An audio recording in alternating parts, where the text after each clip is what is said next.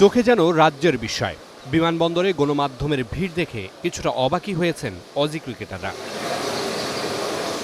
কেউ আবার এসেছেন নিজের পছন্দের বালির সাথে নিয়ে। তিন প্রধান pacer Pat Cummins, Mitchell Starc ও জশ হ্যাজেলউডকে বাদ দিয়ে শক্তিশালী দল নিয়েই বাংলাদেশে এসেছে অজিরা। দলকে নেতৃত্ব দেবেন মিচেল মার্শ। অজিদের আগমনকে ঘিরে বিমানবন্দরে ছিল কঠোর নিরাপত্তা। হোটেল থেকে মাঠ সব জায়গায় কঠোর নিরাপত্তার মধ্যে থাকবে অজিরা, সেটি নিশ্চিত। 2011 সালের পর ওয়ানডে সিরিজ খেলতে বাংলাদেশে এসেছে মাইটি অস্ট্রেলিয়া। সেবার 3-0 সিরিজ জিতেছিল স্বাগতিকরা।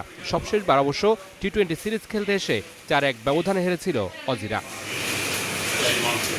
এবার অবশ্য বাংলাদেশে আসার আগে পাকিস্তানের মাটিতে সিরিজ হারের হতাশা সঙ্গে অজিদের। এই সিরিজটি বাংলাদেশের জন্য যেমন বড় চ্যালেঞ্জ, তেমনি অস্ট্রেলিয়ার জন্য ঘুরে দাঁড়ানোর মঞ্চ। বাংলাদেশ সফরে স্বাগতিকদের সঙ্গে 3টি করে ওয়ানডে ও টি-20 ম্যাচের সিরিজ খেলবে অস্ট্রেলিয়া। আগামী 9 জুন থেকে মিরপুরের শেরেবাংলা জাতীয় ক্রিকেট স্টেডিয়ামে শুরু হবে দুই দলের মধ্যকার one day series. Mamunur Rashid, star play.